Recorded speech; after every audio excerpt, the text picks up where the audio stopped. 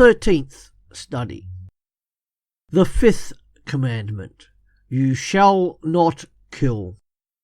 Hear, first of all, that God desires me to love my neighbour, so that I do him no bodily harm, either by word or action, neither injure nor take revenge upon him in anger, vexation, envy, hatred, or for any evil reason, but realize that I am obliged to assist and counsel him in every bodily need.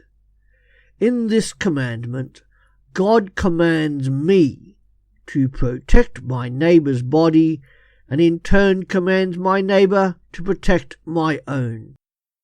As Sirach says, he has committed to each of us his neighbour. Second, I give thanks for such ineffable love, providence, and faithfulness toward me, by which he has placed this mighty shield and wall to protect my physical safety.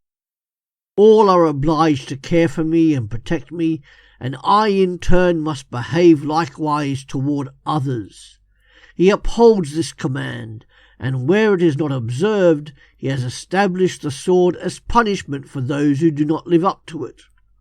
Were it not for this excellent commandment and ordinance, the devil would instigate such a massacre among men that no one could live in safety for a single hour, as happens when God becomes angry and inflicts punishment upon a disobedient and ungrateful world.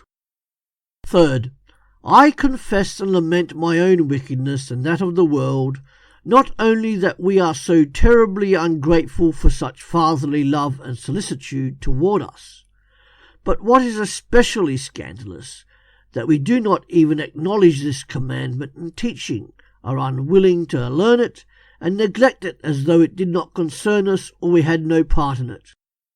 We amble along complacently, feel no remorse that in defiance of this commandment we neglect our neighbour, and yes, we desert him, persecute, injure, or even kill him in our thoughts. We indulge in anger, rage, and villainy as though we were doing a fine and noble thing. Really, it is high time that we started to deplore and bewail how much we have acted like rogues, and like unseeing, unruly, and unfeeling persons who kick, scratch, tear, and devour one another like furious beasts, and pay no heed to this serious and divine command. Fourth, I pray the dear Father to lead us to an understanding of this his sacred commandment, and to help us keep it and live in accordance with it.